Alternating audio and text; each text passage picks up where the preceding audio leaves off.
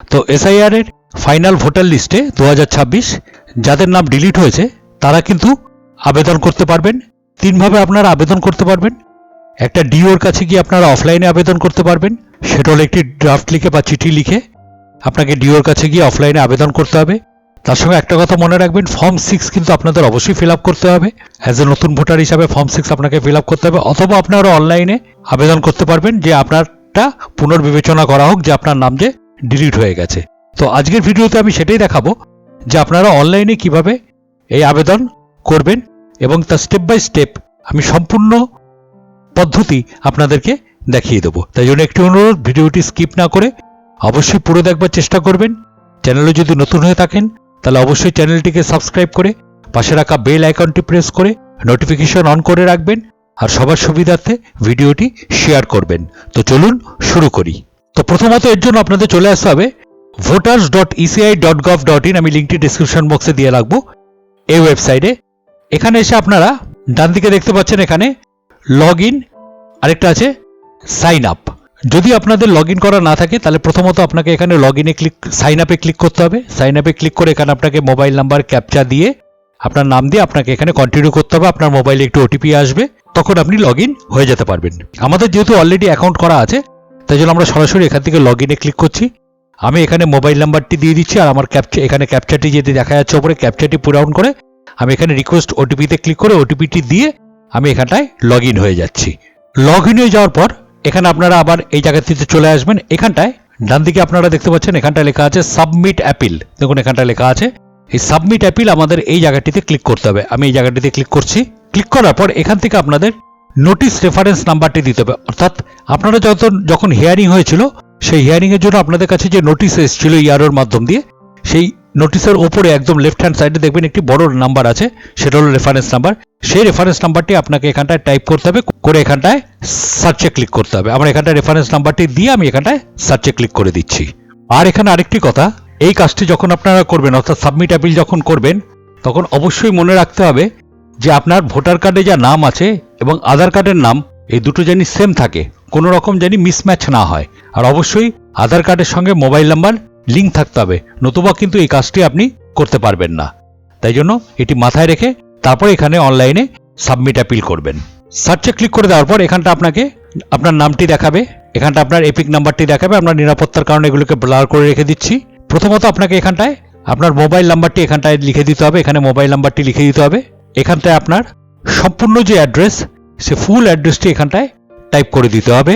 আর এখানটায় আপনি কি কারণে অ্যাপিল করছেন, সেই অ্যাপিলটার কারণটা কি সেটা আপনাকে এখানে ব্রিফ একটা ডেসক্রিপশন দিতে হবে, এই জায়গাটা লিখে দিতে হবে। তবে এটা সম্পূর্ণ হবে 250 অক্ষরের মধ্যে, এটা মাথায় রাখবেন। একটা ছোট করে লিখে দেবেন যে আমি এই কারণে অ্যাপিল করছি যে আমার এসআইআর খসড়া তালিকায় আমার নাম ছিল, বাট আমার ফাইনাল লিস্ট থেকে আমার নাম ডিলিট হয়ে গেছে। আমি সেই কারণে একটা অ্যাপিল জানাচ্ছি যে ফাইনাল লিস্ট থেকে আমার নাম যেন ডিলিট না করা হয়, এরকম একটা শর্টে আপনারা এখানটায় লিখে দেবেন। এরপর তারপর এখানটায় দেখা যায় দেখুন নেচার অফ অর্ডার ইম্পাঙ্কড, এখানটায় লেখা যেটা আসছে সেখান থেকে আপনাকে করতে হবে নন এক্স পার্টি অর্ডার, আপনাদের এই বক্সটিতে ক্লিক করতে হবে। আমরা এখানে এই বক্সটিতে ক্লিক করে দিচ্ছি। ক্লিক করে দেওয়ার পর এখান থেকে copy of the order of the yarrow against whom the appeal is filed, অর্থাৎ আপনাকে যে কপিটি দেওয়া ছিল, অর্থাৎ ইয়ারো যে হিয়ারিং এর জন্য যে আপনাকে কপিটি দিয়েছিল, চিঠিটি দিয়েছিল, সেই চিঠিটি আপনাকে স্ক্যান করে এখানটায় আপলোড করে দিতে হবে। আপনাদের প্রথমে এই জায়গাটিতে একটি টিক চিহ্ন দিতে হবে, দিয়ে আপনাকে এই জায়গাটিতে দেখুন এখানটা লেখা আছে চুজ ফাইল, এখানে ফাইলটি আপনাকে চুজ করে আপনাকে এখানটায় ফাইলটি আপলোড করে দিতে হবে। এরপর আমাদের এখানে list of documentary evidence in support of the application বা অ্যাপিল, এখানে যে ডকুমেন্টগুলো আমাদের আছে সেই ডকুমেন্টসগুলো আমাকে এখানটায় আপলোড করে দিতে হবে। তার একটি পিডিএফ বানিয়ে, সবকটা একসঙ্গে পিডিএফ বানিয়ে সেই ডকুমেন্টগুলো এখানটায় আপলোড করে দিতে হবে। এখানটায় ক্লিক করলে এখানটায় দেখুন চুজ ফাইল এখানটায় চলে আসছে, দেখতে পাচ্ছেন এখানে আপনাকে ফাইলটিকে আপলোড করে দিতে হবে। এবার কি কি ডকুমেন্ট আপনি দিতে পারেন, যেরকম প্রথমত দিতে হবে আপনাকে এনুমারেশনের কপি, অর্থাৎ যে এনুমারেশন ফর্মটি আপনি ফিল আপ করেছিলেন সেই এনুমারেশনের কপি, ওগুলোকে সব স্ক্যান করে নেবেন।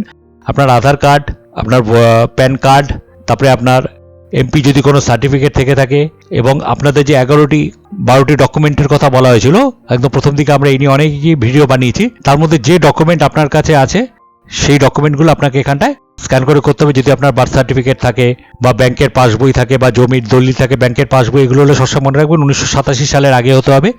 এরকম যা যা আছে সবকিছু জিনিস আপনাকে কিন্তু এখানটা একটা স্ক্যান করে আপলোড করতে হবে।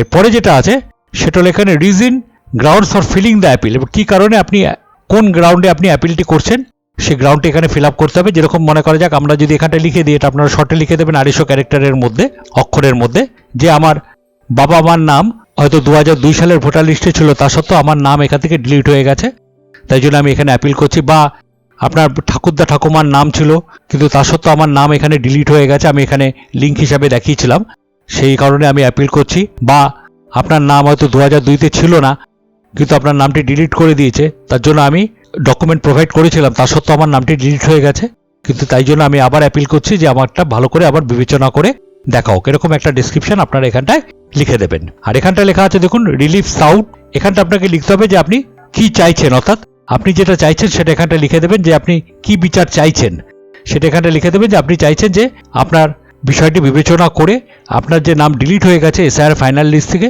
সেই নামটি ডিলিট না করে সেটাকে পুনর্বিবেচনা করা হোক এবং সেটিকে আবার আগের জায়গায় ফিরিয়ে দেওয়া হোক, যে আপনার নামটি আবার ফাইনাল লিস্টে ইনক্লুড অর্থাৎ নিযুক্ত করে দেওয়া হোক বা নথিভুক্ত করে দেওয়া হোক।